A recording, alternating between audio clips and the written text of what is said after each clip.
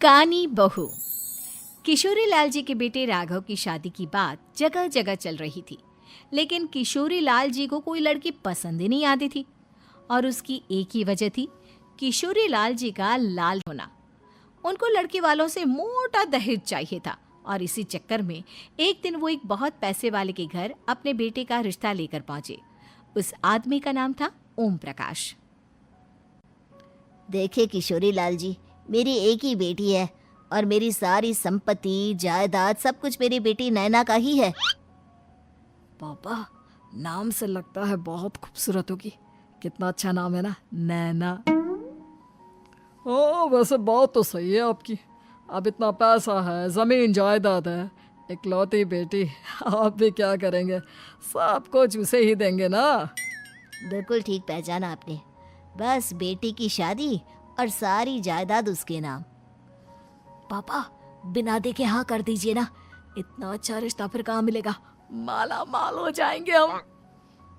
मैं अपनी बेटी को बुलाता हूँ।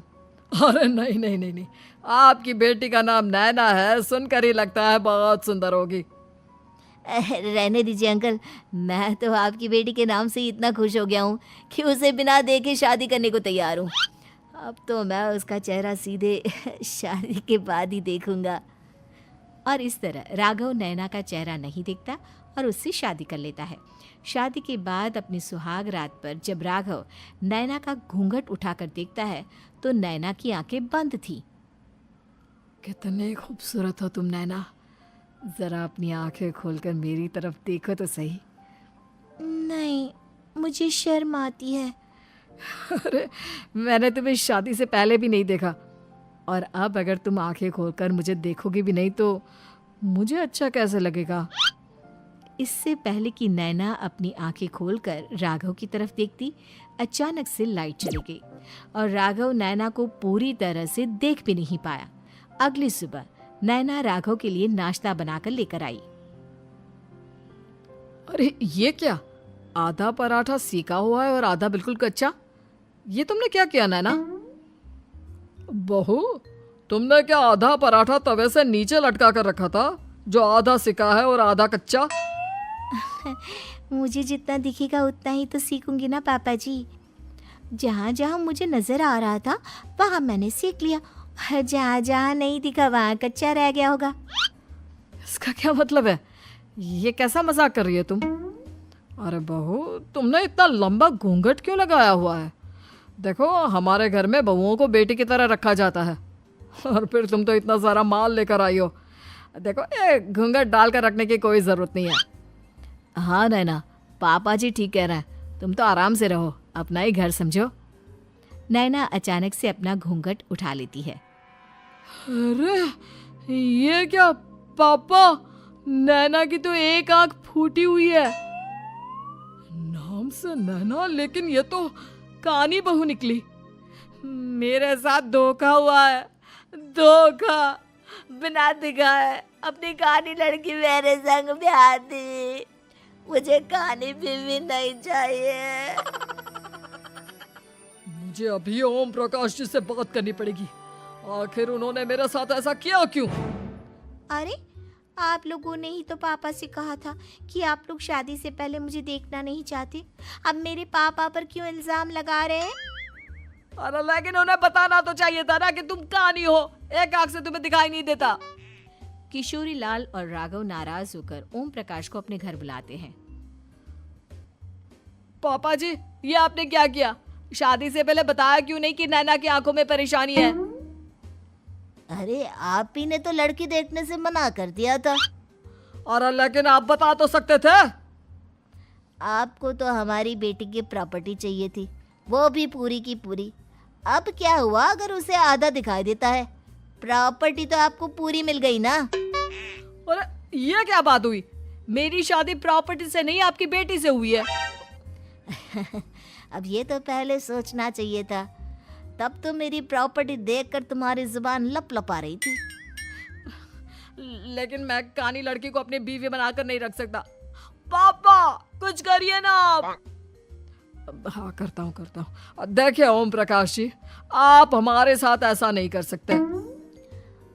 और तुम देखो, अगर तुमने मेरी बेटी से शादी तोड़ी ना, तो जो भी प्रॉपर्टी मैंने तुम्हें दी है वो तो पूरी की पूरी वापस ले ही लूँगा, और आधी प्रॉपर्टी तुम्हारी भी लूँगा। अरे मेरी आधी प्रॉपर्टी भला क्यों लेंगे आप? इसलिए क्योंकि मेरी बेटी को आधा नज़र आता है और उसकी नज़र अभी तक तुम्हारी आधी जायदाद पर ही पड़ी है। अब तुम उसे घर से निकालोगे तो कुछ तो लेकर जाएगी ना। और अगर हम आपकी बेटी को अपने घर की बहू बनाकर रखे तो? तो तुम्हारी पूरी प्रॉपर्टी तुम्हारी ही रहेगी, और जो मैंने तुम्हें दिया है ना उसमें से बस मैं आधा लेकर जाऊंगा। अरे लेकिन अब आप अपनी दी हुई प्रॉपर्टी में से आधी वापस क्यों लेकर जाएंगे? अगर मैं आपकी बेटी को अपनी पत्नी बनाकर रखने को तैयार हूं तो? इसलिए ताकि भविष्य में अगर तुम मेरी बेटी को धोखा दो तो उसके पास कुछ तो रहे जो पति का हो। वैसे मेरे पास तो बहुत कुछ है, लेकिन अपने पति की कोई निशानी तो उसके पास होनी चाहिए ना। अब अगर तुमने मेरी बेटी को कानी कहा तो तुम्हें प्रॉपर्टी भी कानी ही मिलेगी, पूरी नहीं। जमाए राजा।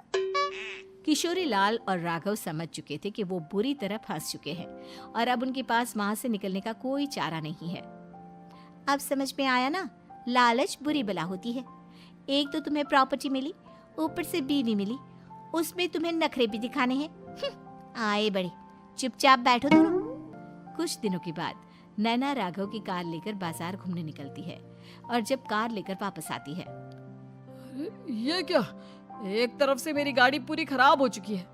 लगता है तुमने मेरी गाड़ी को किसी दूसरी गाड़ी के साथ एक्सीडेंट किया है। अरे अरे कितना बड़ा नुकसान कर दिया तुमने बहू। वो क्या है ना पापा जी, मुझे एक आंख से दिखाई नहीं दे रहा था, सामने से गाड़ी आ रही थी। मुझे तो सिर्फ आधा ही दिखाई दिया और वो गाड़ी मेरी कार से रगड़ते हुए निकल गई।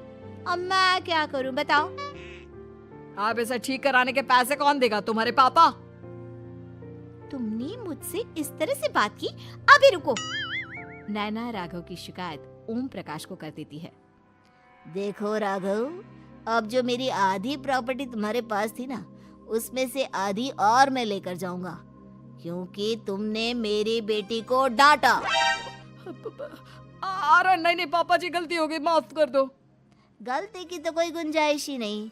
अगली बार मेरी बेटी को डांटा तो बची हुई आधी में से आधी और ले जाऊंगा। लालच के चक्कर में हम दोनों ने बहुत बड़ी गलती कर दी बेटा। एक तो तुम्हें कानी बहू मिली और ऊपर से जो माल मिला वो भी काना। इस तरह राघव की हर एक गलती पर ओम प्रकाश उसकी प्रॉपर्टी का आधा आधा हिस्सा लेकर अपना सारा माल वापस ले गया और राघव को कानी बीवी से काम चलाना पड़ा। भाई लालच वाकई में बुरी